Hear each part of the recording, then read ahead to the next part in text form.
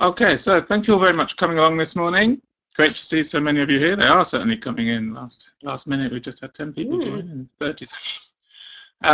Sandy Millen, who's worked for International House for years in many different places, and she will explain more about that, but she's been in the Czech Republic, Paraguay, the UK, Borneo. She was in Sevastopol for a year. You can read all about her different trips around the world with International House, of course, on her blog, which is a fantastic read. I'm sure you all know about it already. So I shall just say no more, but thank you very much, Sandy, for coming along this morning and talking to us all in International House about Picture This, ELTpics and images in the classroom. Over to you, Sandy, and have a great workshop, everybody. Thank you very much, Neil. Okay, so as Neil said, I've been working for IH for a few years. 7 years now, I think I'm up to. And at the moment, I'm currently working as a CELTA tutor around the world, and that's ended up being mostly IH schools as well.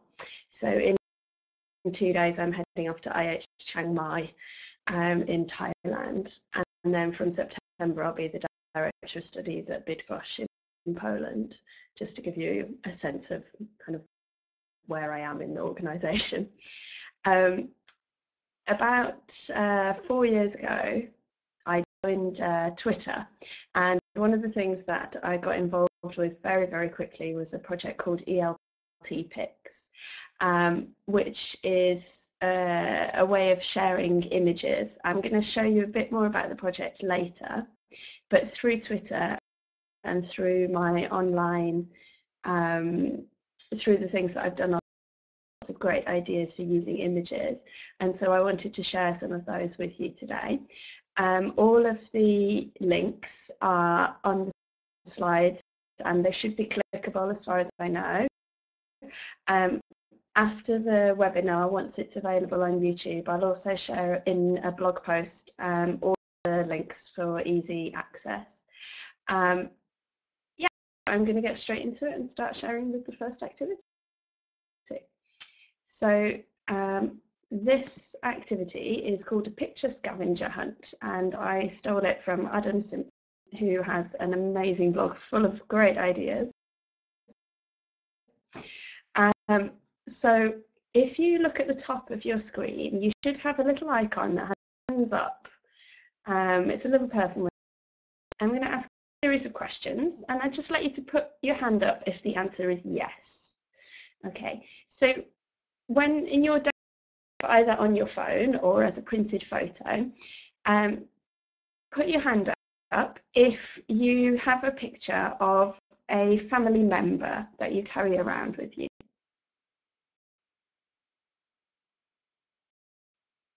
Only Esther? People having trouble finding it. Ah, there you go. Okay, so put your hands down now. You can unclick that. Oops, I hope this works the way that I think it does.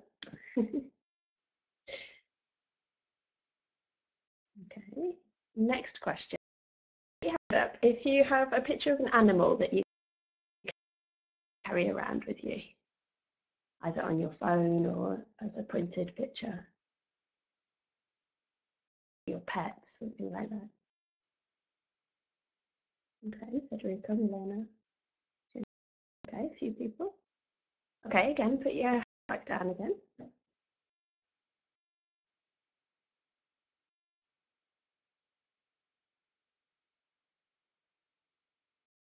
Okay, this time, hand up if you have a picture of you on holiday somewhere. So that's me on an amazing trip that I took to Machu Picchu. That's the top left picture that you can see there. Oh, and family members, by the way, that's my grandparents.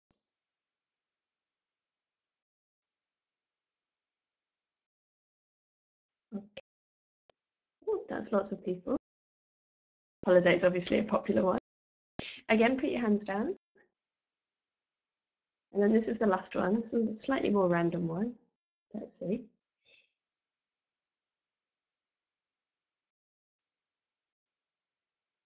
Okay, this time, last one.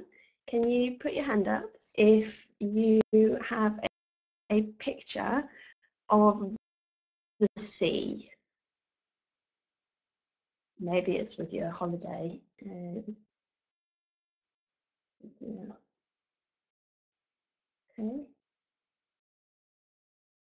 Okay. Okay. Now, I lied slightly. That wasn't quite the last one. Can you put your hand up if, sorry, put your hands back down. I'll just wait for you to do that.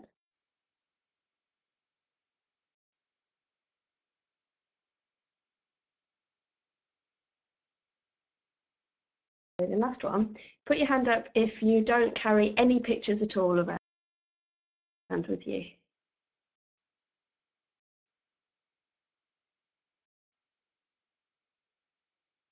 I'm not sure if Tahana has general. Okay, so there's a couple of people with no pictures. Okay, so the reason that I asked that, you can put your hands down now. The reason that I asked that is the idea behind this is to use the pictures that people carry around with them all the time. As you can see, there aren't many people who don't have any pictures at all, but even if they don't have pictures, they're probably still interested in the pictures that other people, that their classmates have with them. So the idea behind this one, you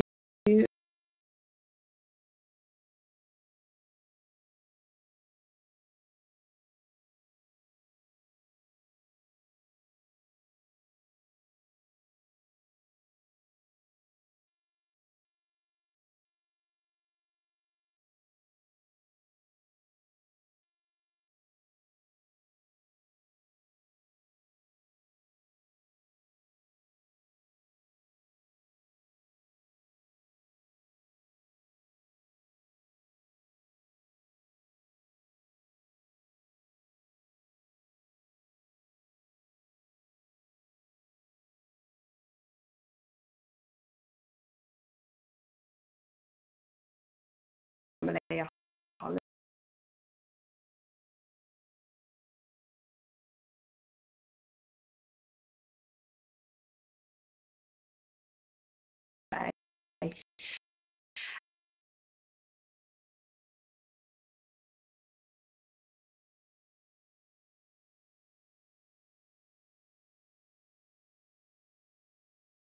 Click on Adam's link. You'll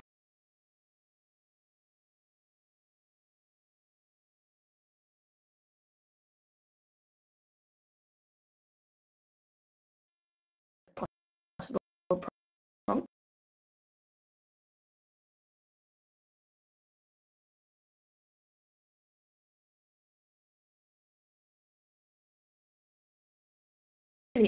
It can be anything that you think somebody in the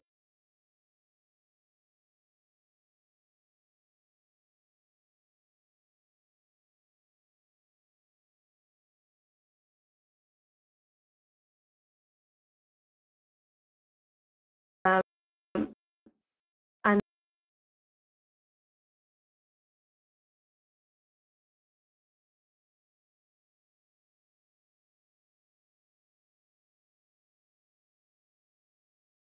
that, you set up a find someone who activity or a mingle where the students get up and walk around the room and just ask, do you have a photo of the holiday, or do you have a photo of a family member? And then they ask a little bit more information and make a note on their piece of paper. The important thing to note, and that's what I hope the hands up demonstration showed you, is that they might not find all of the photos, but even if they don't find all of the photos, they've managed to get to know the other students in the class. It may be that some of the students also don't want to show the others their photos, but they can say, yes, I've got a picture of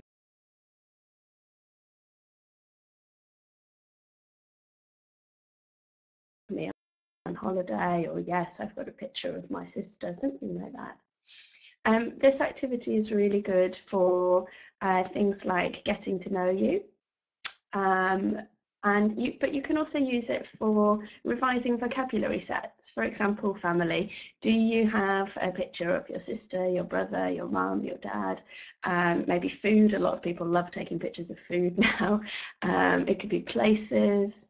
Anything that you think your students are likely to have photos of. So that's the first activity. I will go through them quite quickly, but as I say, all the links will be available after the presentation. So the next activity, this one's called Mobile Story Time, and I took this one from Paul Braddock, who now is one of the people who runs the Teaching English British Council Facebook page. Have a look at the photo, and in the chat box, can you just put a couple of sentences? I'm going to tell you a story. What story do you think it will be, or what kind of words do you think you might hear in the story? Anything that you think of that might appear in the story.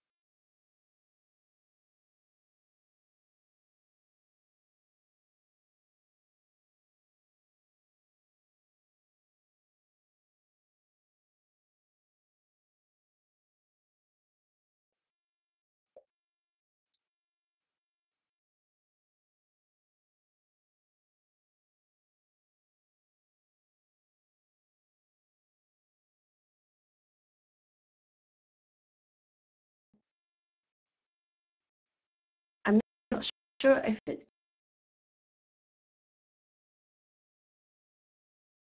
Jamil or Lamaris.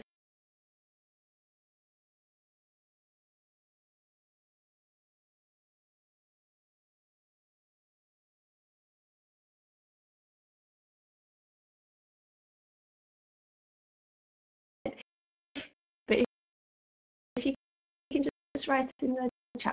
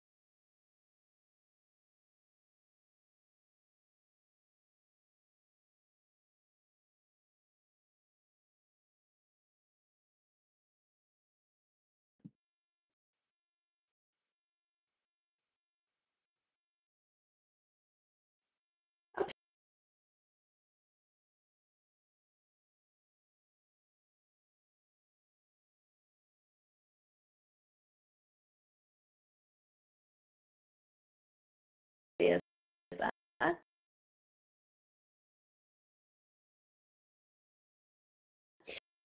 So now I'm going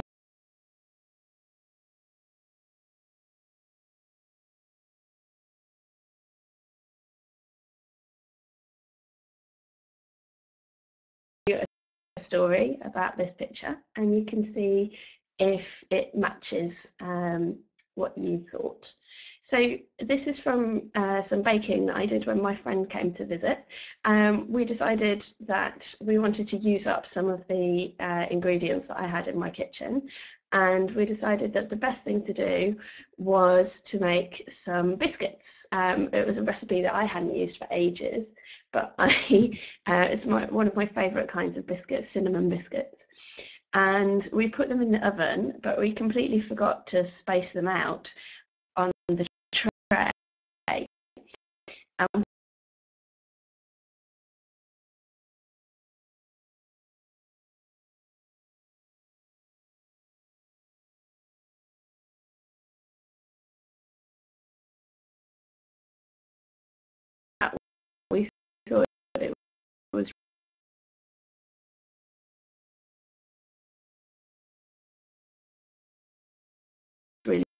funny. We thought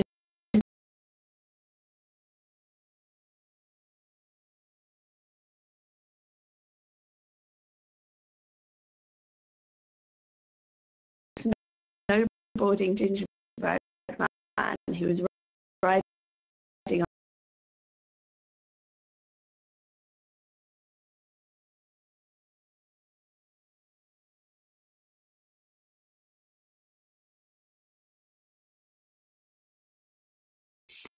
it was so bizarre that I decided to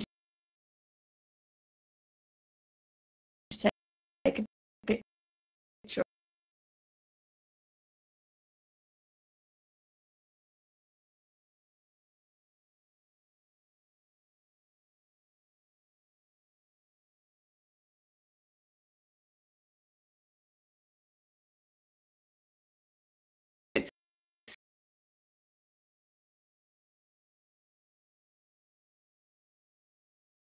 Still want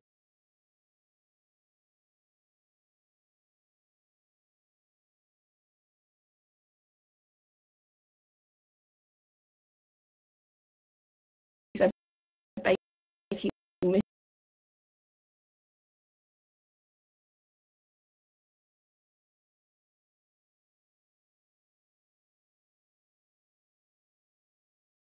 I wouldn't say necessarily a baking mishap, but it's still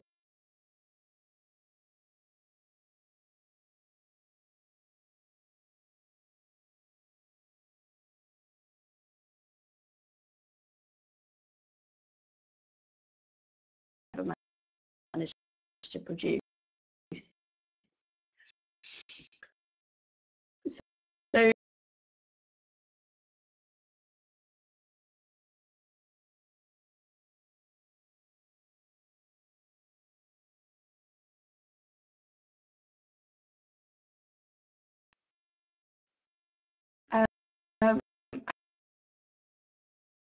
as you can see,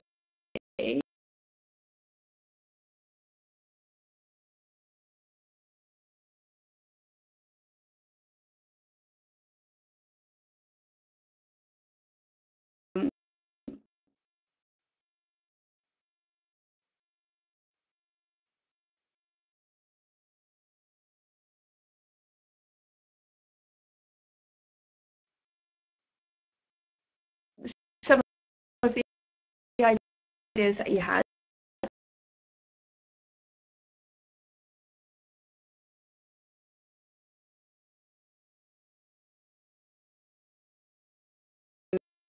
maybe not, but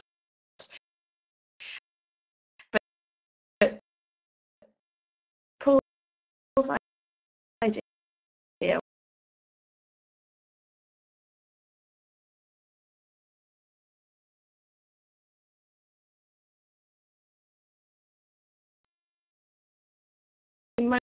most of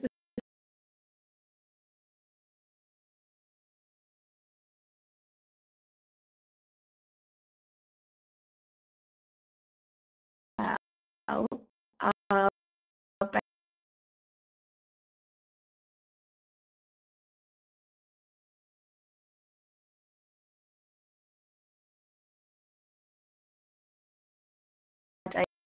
daily life. They're based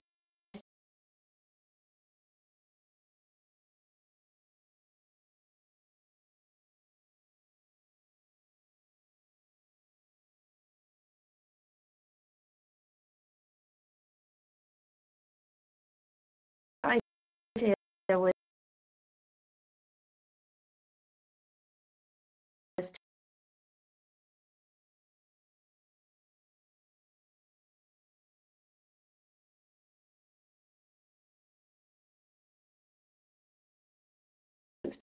to show pictures from their phone, especially if it's something a little bit odd or a little bit funny. You could also ask them to go home and take a few pictures just from their day-to-day life and then tell their story in the classroom.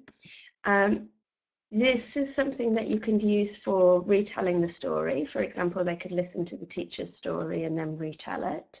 or retell their own story multiple times. They could also use it for writing a mini saga. This is one of the very short stories of 50 to 100 words. Tell the story in that many words, and it can be based on their own pictures, preferably. It could also be something like a list of 10 things you do when your friends visit and then rank them in order of preference. Paul's example on his blog was about something very annoying which he saw on the train one day. So his idea was the top 10 things that people do that annoy you. So you can use it as a warmer for a lesson based on a similar topic. You could also do what I did here with you, predict the story based on the pictures. So these are two activities that you can do based on the pictures that students carry around on their phone. And you could also then encourage them perhaps to then share their pictures with ELTpics. So the next question is, what is ELTpics? So the link is flickr.com/ELTpics. If you click on that, you'll see the most up-to-date images. This is a screenshot that I took, I think 3 or 4 days ago. So ELTpics is a collection of nearly 25,000 images. It was started in October 2010 by Victoria Bubia, who was working in Vietnam at the time. And she got into conversations with Vicky Loris, who was in Switzerland, and Carol Goody, who was in Scotland. They were all talking on Twitter, and they were comparing the differences between their lives. And they decided to start sharing photos. And this turned into ELTpics. And now, for 4 years and 3 months later, it's a massive collection that's available for teachers to use in the classroom. So the way that the photos are shared, using the ELTpics hashtag on Twitter. So I'll just put that into the chat box. So if you go to Twitter and put in #ELTpics, you'll be able to find the images on there. Or they're on the ELTpics Facebook group. So people share their images. It needs to be their own images. They need to own the copyright for the pictures. And then these are uploaded onto the Flickr collection by myself and then 3 other curators, Fiona Mochlin, Julie Ryko, and Micah Keenis. The pictures are then organised into various sets. So on here you can see the first page of the albums, and it has things like daily routine, games, industry, body and health, childhood,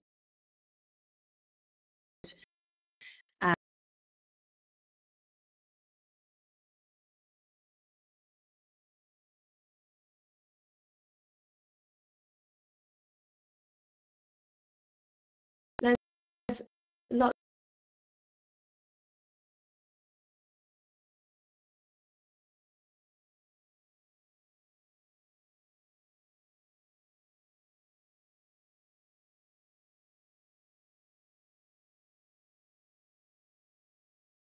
of ELT type topics.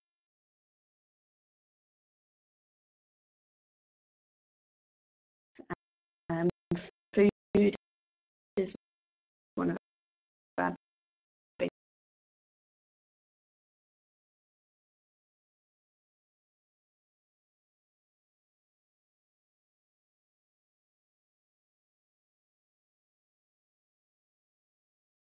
um,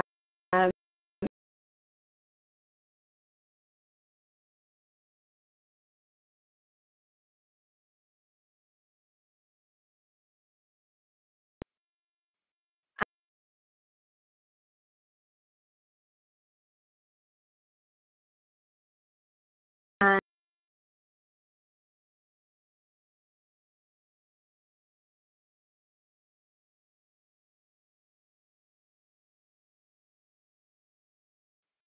all of these pictures are available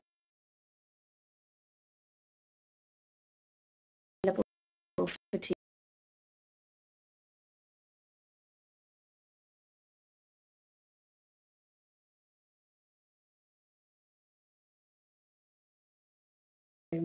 without needing to worry about copyright.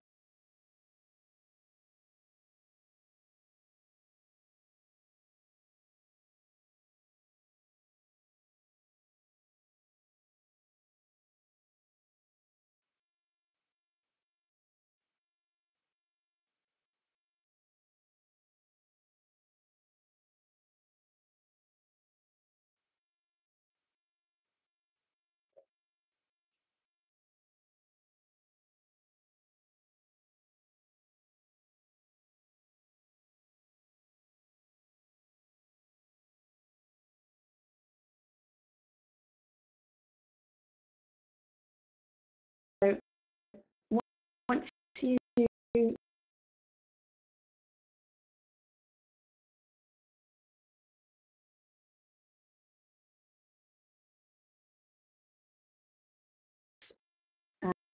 had a look at the connection, collection, and explored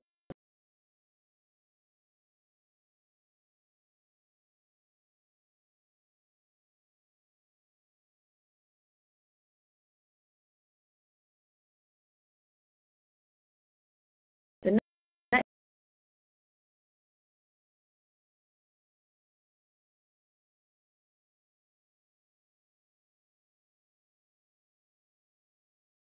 thing to do is try to find pictures that you can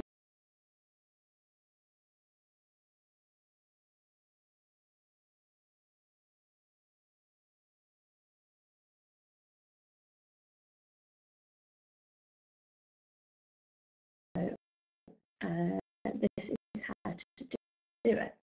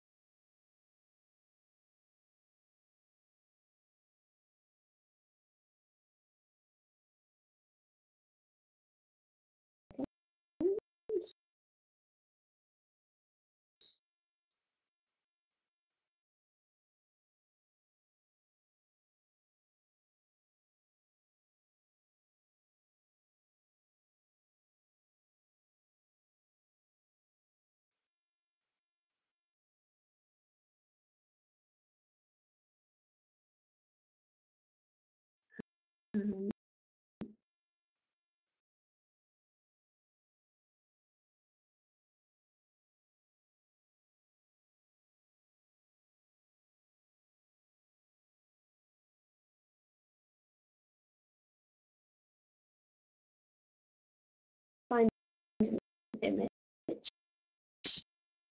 You first need to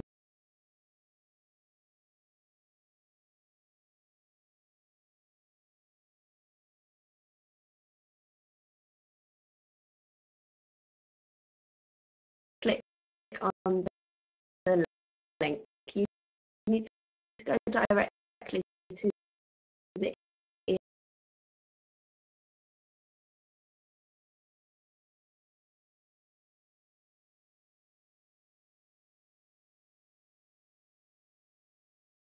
Flickr in general to make sure that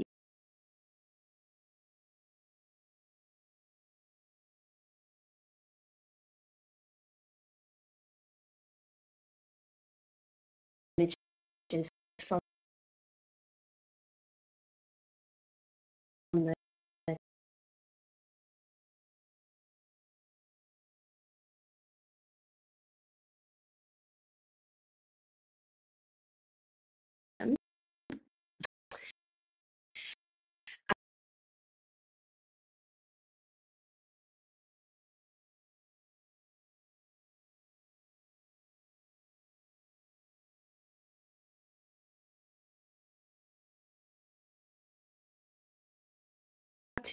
two choices.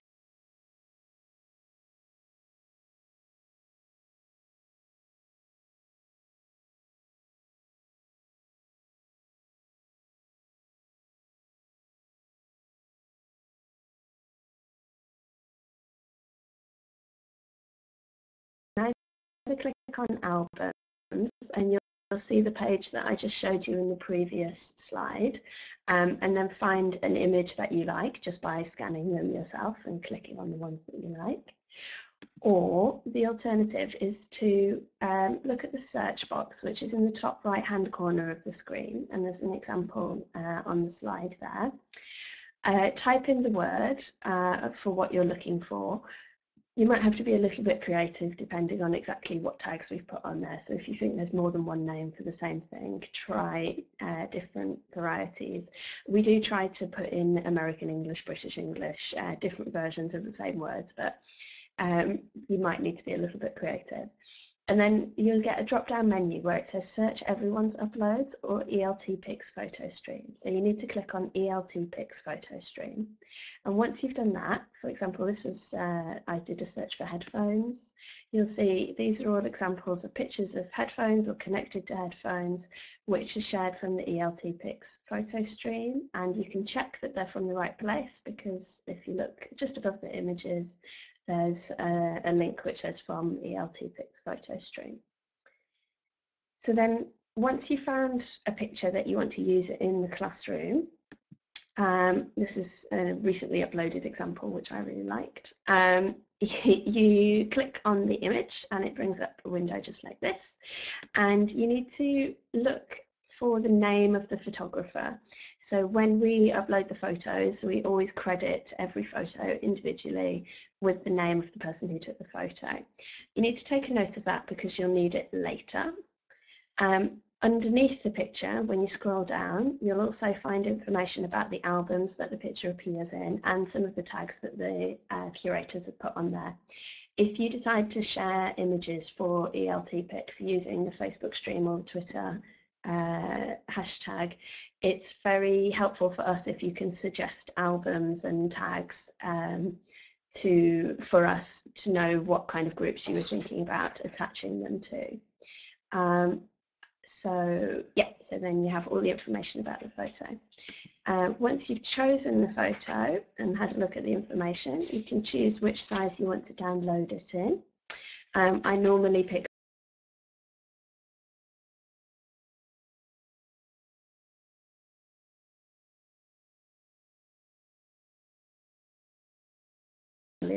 about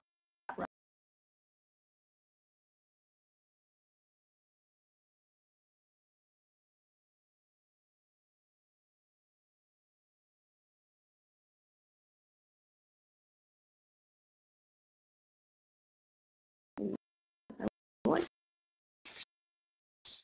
and that will download it to your computer.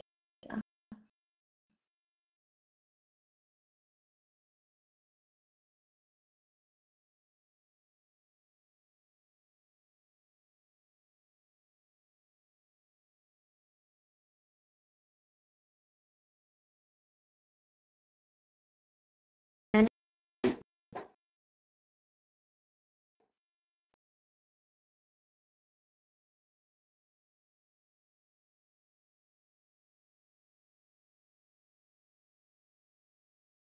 actually using the photo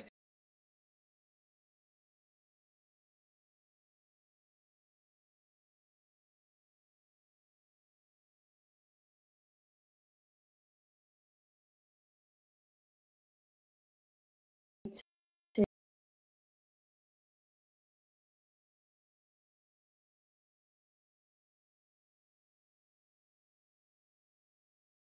attribute it.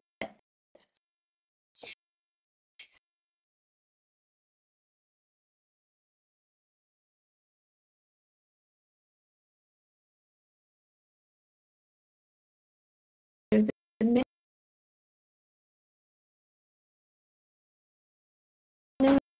from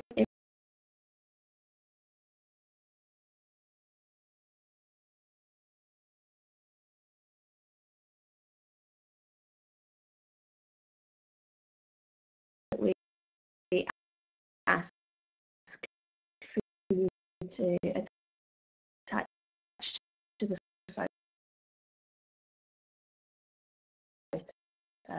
is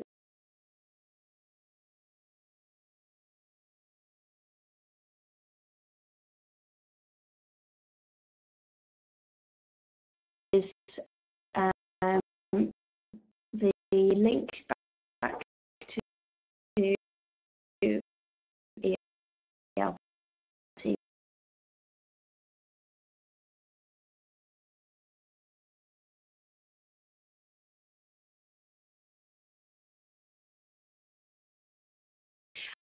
And then the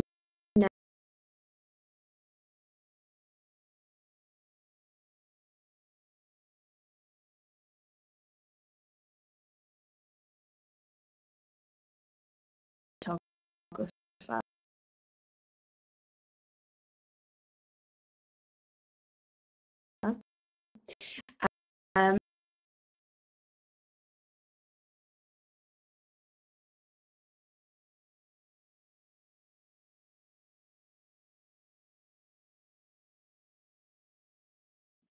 It's shared under a system.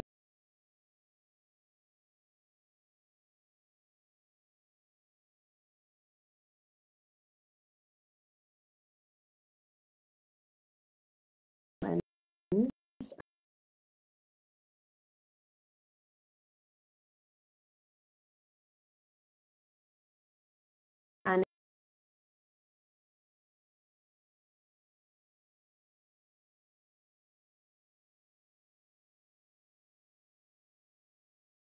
if you can also put a link to the license that it's shared under. And if you click on ELTpics.com/attribution, you'll find all the information about how to accredit the photos. So this is just an example for you to see how they're used kind of within the legalities of using them.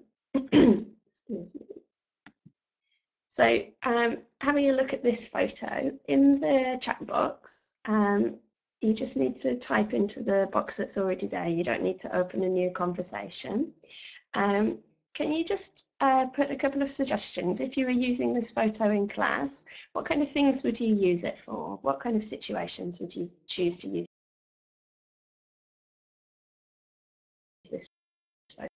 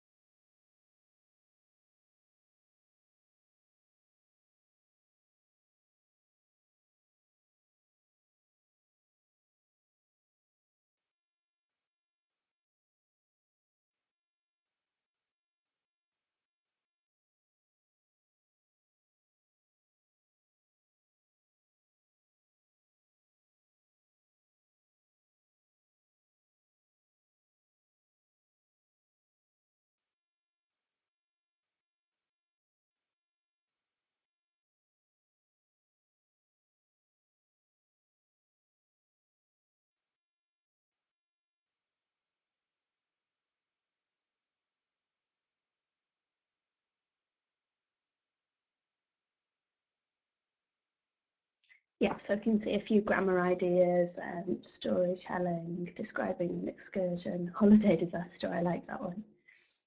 So these kind of tenses and these kind of activities are, you've got 25,000 photos that, or nearly, that you can choose from to use. For example, modals of speculation is a very, I can't remember the word, sorry. It's a very generative area that you can use the ELTpics with. Sorry, I completely forgot my English for a moment then. So the idea that I had was a storytelling activity, a brainstorming activity, which you can use for creative thinking. or critical thinking, depending on exactly which questions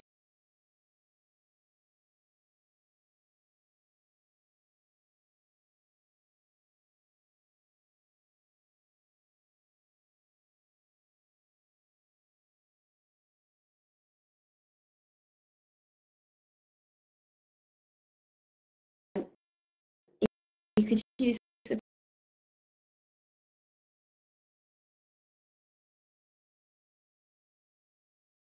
picture to introduce the unit on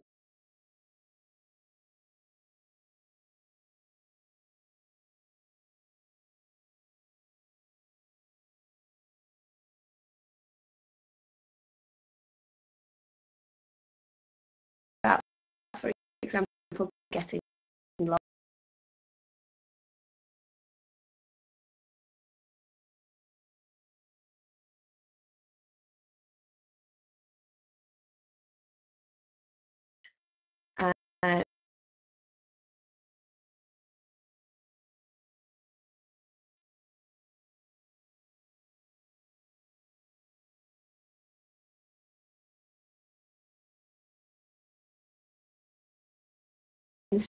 Still what's inside the suitcase.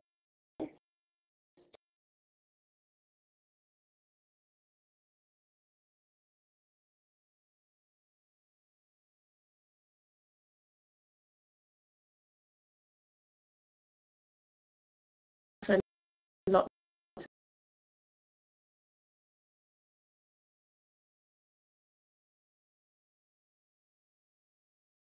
and lots of images of bags and suitcases of various kinds on ELTpics. So yeah, exactly, Helen. Whose suitcase is it? Where has it come from? So these were the questions that I had, or that I thought of when I looked at the picture. Where's it from? Where's it going? How long has it been travelling? So you can do a bit of present perfect in there, present perfect continuous. What's inside the suitcase? Describe the owner would be great if you had a selection of different bag pictures. Why is it in the water? And then you can also kind of step away from just descriptions and think about feelings. How does the owner feel about the suitcase? Predictions about what will happen next. Will the photographer pick it up? What will they do with it? I really like this image. I thought there's a lot of potential for using this image in the classroom. Okay, so that was one example of an ELTpic and some of the things you can do with it. Now, if you need more, there's actually an ELTpics blog. It's called takeaphotoand.wordpress.com. And the next 3 activities that I'm going to share with you are some of my favourite activities from the blog. But I definitely recommend using it, exploring the blog for lots of other ideas that are on there. Anastasia, that wasn't for a specific level. It depends on exactly what you decide to, what questions you decide to ask. I think you could use it with any level really, depending on the questions. So for example, with lower levels, it could just be describe the person. With higher levels, you can get into more conditional, third conditionals, for example, or cleft sentences, making the story more complicated. I think that's the joy of images, that actually, depending on the activities you choose, you can use it with pretty much any level. Yeah, so as I say, the next 3 activities will be taken from the ELTpics blog. I won't give you specific levels for them, but I think the first one is probably kind of pre-intermediate upwards. So this one's called The Getaway, and it was shared by Paco Gascon, and the post on the blog, on the Take a Photo blog, is actually called The Getaway. It's based on the roads set in ELTpics. And this is just a screenshot of some of the roads images that are on there at the moment. So you can see there are roads from all over the world, all kinds of different surfaces and all kinds of different surrounding landscape. Lots of scope for imagination there. So this is the activity. So the first step, you need to choose some of the pictures that you want to use for your story. Paco used about 20 images, but you don't need that many. You can use maybe 8 or 9 pictures, and then you can make a mosaic out of them. And these are 2 tools which I use all the time. So Big Huge Labs, you can put in the link to the photo directly. The screenshot that you can see there is just for a 2x2 image, but you can choose, I think, up to 6x6, I think, up to about 36 pictures. And you just paste the link in there. You don't need to download them at all. And then the other mosaic maker that I really like is called Photor, the collage maker they call it. And for this one you need to download the images to start with. I think you can have up to 15 images on a slide, but they have lots of different shapes and configurations, and you can do quite cool things with the images. Once you've made a mosaic of some of the images from the road set, the next thing that you need to do is set the scene. So this is Paco's mosaic that he used, and you'll see at the side I've got the list of all the people whose photos were used. So you give them this image and you tell the students a story. So I'm going to tell you the story. 2 criminals have escaped from prison, stolen a car, and now they're being chased by the police. They'll try to reach the coast where a partner will be waiting on his yacht to take them to another country. While trying to get away, they drive across different places which are shown in the pictures. The students see, you've set the scene, and the students see a mosaic of landscapes. The starting out point, Paco suggests, is the top left corner, and the ending point is the bottom right corner. And this is, using those 2 images, this is the story that Paco tells. Doc McCoy, a dangerous criminal who is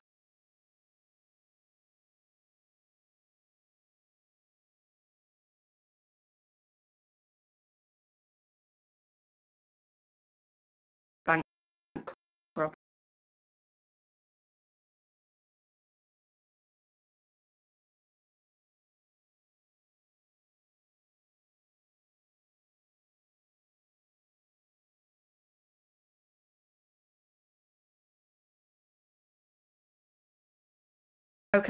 Out of Folston prison early this morning. His wife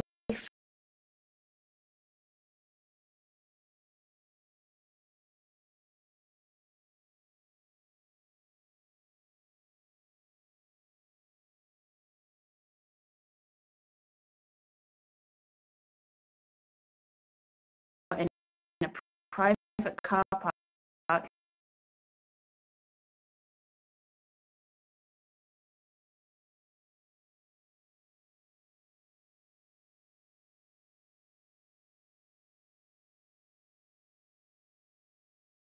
was suspected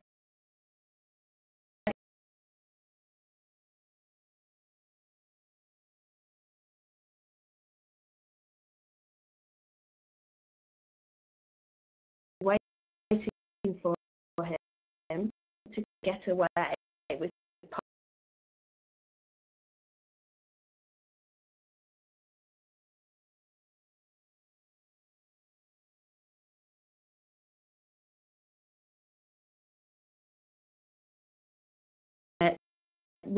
which she's believed to have been keeping since her husband was jailed. The police were immediately warned, but the criminals managed to get away. Several witnesses maintain they've seen Doc and Carol driving fast down Southern Avenue, dashing out of town. That's the image in the top left corner. And then the students tell the story of what happens in between based on the pictures that are there until they get to the final story. So Paco gives the final picture, sorry, in the bottom right-hand corner, where he gives them the end of the story. Now they could see the sea down there at the end of the winding road that began to slope downwards into the waves. They knew Sasha would be around the bend waiting for them to take them on his boat somewhere safe. So once you've set the scene and told the students the beginning and the end of the story, you then let them loose on the rest of it. So Paco's suggestion was that each group chooses one picture and they use Google Docs to tell the story. So one pair of students writes 2 or 3 sentences for the picture they've chosen, and then they pass it on like a relay to the next group and the next group and the next group. He suggested that it was a way to practice linking words, for example. I think it would also work with small groups creating their own stories. So you tell them the beginning and the end, and then you say to them that, for example, they have to go to 4 different places in between, but they can choose which 4 they want to go to. And then as a follow-up activity, once they've written the story or told the story to the group, the people who are listening or reading have to trace the route on the pictures, and the people whose story it was tell them whether they've picked the right pictures or not. So you could use this for practicing linking words, storytelling, descriptions, landscape features, as well as the road set. We also have a set called which is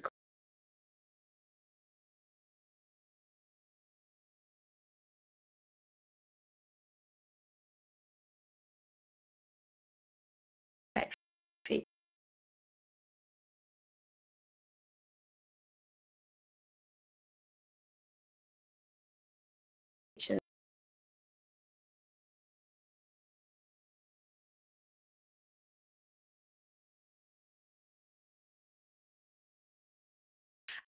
And we have one, for example, called town and another one called urban. So those are all sets that you could use with the same idea, not just the road set. You could also use it as a dictation exercise. So you dictate the story and the students use the pictures to help them reconstruct it. So lots of different ideas just from a single mosaic there. The next activity is called, just a moment. The next activity is called A Museum of Me, and this was shared by Antonia Clare, who is one of the authors of the Speak Out books.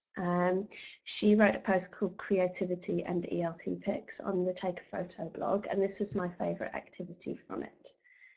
So the way that you do it, you choose some ELTpics, which means something to you.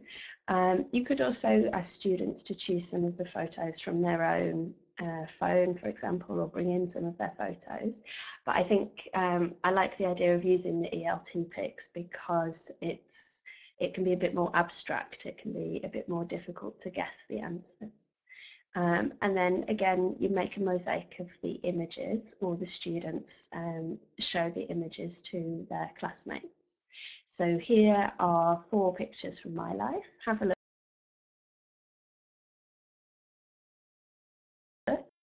and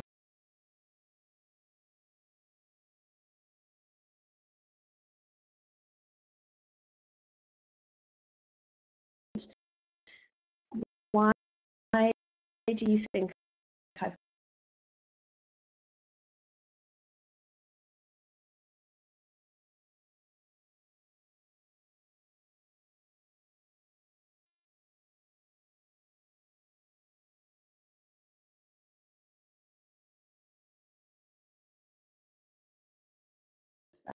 I hope that you can see them all right.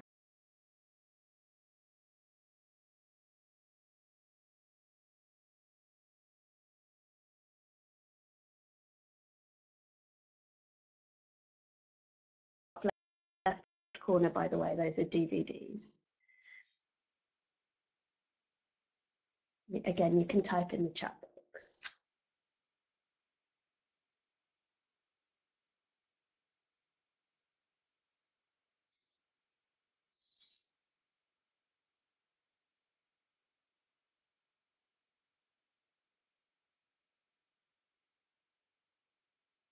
Exactly, Jamil. It's a perfect getting to know you activity.